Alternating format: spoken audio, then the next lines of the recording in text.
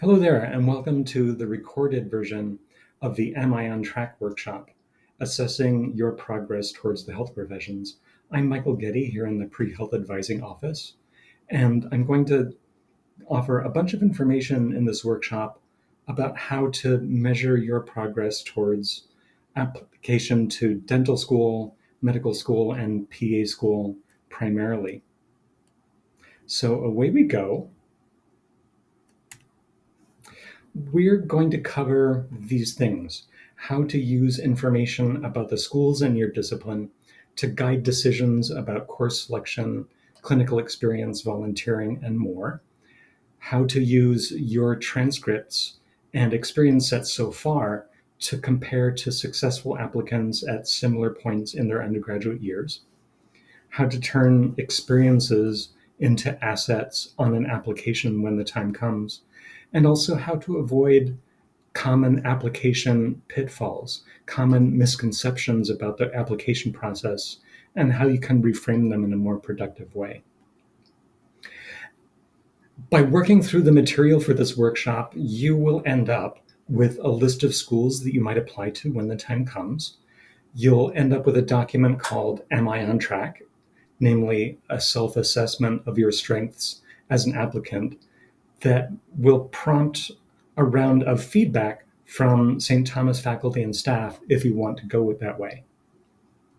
You'll also have a rough roadmap to application, including some optimal timelines and ingredients. So I want to talk first about how the road ahead from where you are today to your first day of medical, PA, dental school, etc., is very, very different than the road that got you to college. And I've written down the ways in which getting into a health professions program is really, really different than getting into college. When you applied to college, the work that you were doing was mostly optical. By that, I mean you were checking boxes, you were doing and saying kind of the right things and getting the right test scores, for instance. You engaged in a relatively surface level with the colleges that you applied to. They wanted to know some things about you, but they didn't need to know your whole life story. Chances are nobody asked you why you even wanted to go to college. And when you got a no from a given college that you applied to, chances are they did not encourage you to reapply the next year, let's say. And the colleges that admitted you, their goal was to turn you into a student, keep you at school for about as long as it takes to get you a degree, and then graduate you, send you out into the world. The process of gaining admission to graduate training programs in the health professions is very, very different. Rather than being optical, it's actually competency-based. So instead of looking a certain way, schools want to see what you have done out in the world and the impact that you've had on people and communities there. The admissions process is very story-based. Schools actually mostly do want to know much of your life story, and they must be absolutely clear on why you want to train in your chosen profession. Nobody asks very often why you want to go to college, but if you have difficulty articulating why you want to be a doctor, a PA, or a dentist, the application process is going to be very difficult. And when people apply to train after college for a health profession, the answer is very often no. And when the answer is no, the schools that offer you that no will almost always invite you to reapply the next year. And when they do admit you, they're not principally admitting a student for one of their programs so much as they are admitting a future member of a professional community. So all of that makes the process of applying to a health professions program very different from the process of applying to college. So I listed here some questions that I get a lot that reflect optical thinking, and I've offered you some ways to reformulate them in terms of competency thinking. So at the top is more get into college thinking. So which course, X or Y, looks better? Does chemistry 440 or biology 340 look better for biochemistry? Which activity, let's say CNA, certified nursing assistant, or EMT, emergency medical technician, which looks better? How do I make myself stand out to medical PA dental schools? How does my transcript look? How do I make myself look good to schools? These are questions that are very much like the questions that can get you into college. I've reframed them in the bottom half of the screen into questions that are more like what the schools will be asking about you. So instead of which course looks better, which course plays to my interests and strengths? Instead of which activity looks better, ask which activity best matches my strengths, interests, and my schedule. Which activity, A or B, is most integral to my decision to pursue this life? How do I help schools see me as a future colleague? And notice that's a different question than how do I make myself stand out? What story does my transcript say about what I'm capable of? Notice how different that is than how does my transcript look? What have I done that matches the competencies schools say they are looking for? Because schools are looking for people who present evidence of key professional competencies, which is what we'll go into next. Now, I've put it here in very strong terms. Optical thinking, and I do mean this, optical thinking will eventually leave you exhausted and miserable and no more likely to gain admission than a mindset that is more rooted in competencies and interests and strengths. So what are these competencies that schools are looking for? I've written them up here based mostly on what medical schools say about what they're looking for, but these competencies are well developed enough and pertinent enough to all of the disciplines to be really useful. So among the competencies are 3 to 4 general buckets. The bucket that you're looking for here is interpersonal competencies. So how you relate to other people. And I've written here in great detail, which you can read on the slides, what each of these interpersonal competencies means. And I've broken it down by service orientation, so a desire to help others and sensitivity to others' needs and feelings.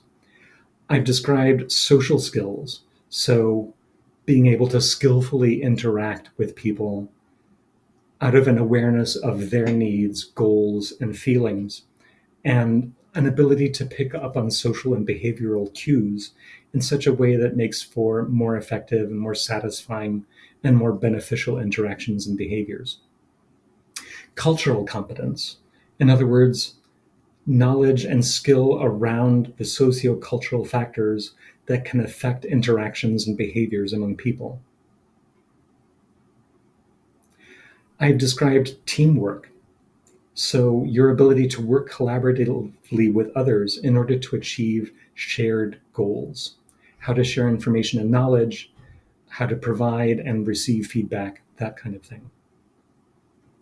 Oral communication is also a very important interpersonal competency, being able to converse with people from diverse backgrounds and diverse conditions.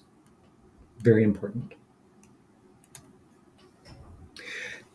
In a bucket we can call intrapersonal competencies, we have things like ethical responsibility to self and others. This is you demonstrating, usually by means of reflecting on experiences that you've had, your ability to behave in an honest and ethical manner, your sense of personal and academic integrity, your understanding and enactment of ethical principles, rules, procedures, etc., your ability to resist peer pressure to engage in unethical behavior. Very important. And I'll just add as an aside, when proving this competency, one of the best things that you can do is reflect on ethical dilemmas that you have faced.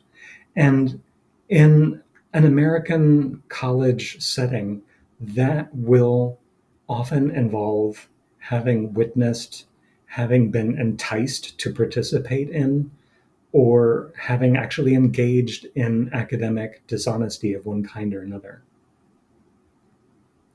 Chances are one or more of those things has happened to you or will happen to you by the time you apply.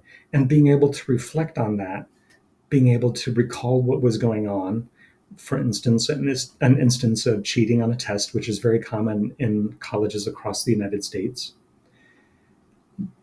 having witnessed that or having felt enticed to cut corners ethically, let's say, that can be a very powerful source of reflection that can demonstrate this intrapersonal competency. Managing conflict in the workforce has a lot to do with this as well.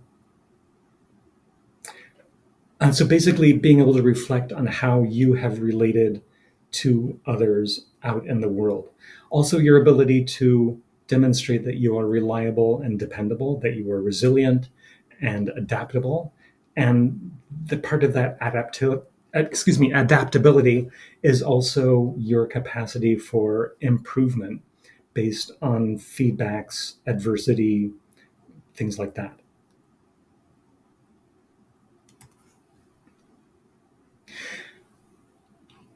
Here's a bucket called Thinking and Reasoning Competencies. Your coursework is going to cover a lot of the ground here. A St. Thomas education is really great at preparing you to demonstrate that you can think critically, reason quantitatively, that you know the inside out of scientific inquiry, the scientific method, synthesizing information, problem solving, formulating and investigating hypotheses, how to use scientific language in order to develop and communicate an understanding of the world. A St. Thomas degree is really great at preparing you to communicate effectively in writing as well. The next bucket involves science competencies. And here is where your college education will come really in handy.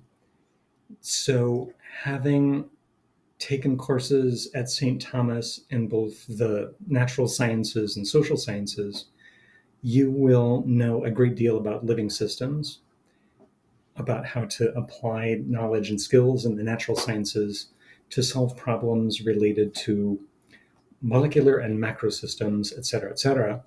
And by virtue of taking courses like psychology and sociology, you will also know a great deal about how people interact with each other. And you might even be able to deepen and iterate that knowledge out in your career as a volunteer or employee in a care setting of one kind or another. And you'll also be able to say a thing or two about well-known psychological, sociocultural, and biological factors that influence health and well-being. So if your destination is physician assistant school, in addition to all of these competencies, you'll also be called on to demonstrate that you've spent more than 1,000 hours, sometimes more than 2,000, interacting with patients in a care setting of one kind or another, that you know how to communicate with patients, families, and other providers in a way that promotes trust and teamwork. And we'll talk in a few details about what kinds of settings are good for this. My kind of executive level summary for you is that there aren't any intrinsically more or less advantageous care settings as long as what you are doing benefits people in some kind of biomedical need, as long as it's something that you enjoy doing enough to keep going back to do it for 1,000 or more hours, and that you're able to meaningfully reflect on that experience when the time comes for you to apply to PA school. If your destination is dental school, then you also need to demonstrate, and this will happen mostly via the DAT, the big standardized exam, that you know how to manipulate shapes and objects in 3 dimensions. And people acquire this competency very often via a course, and regrettably, it has to be not at St. Thomas, in something like sculpture or 3D design or other kinds of graphic arts. People can and do acquire this competency via a passionate hobby, such as sculpture, metalwork, or even Legos. If you're very passionate about Legos, you can totally use that passion on the way to dental school.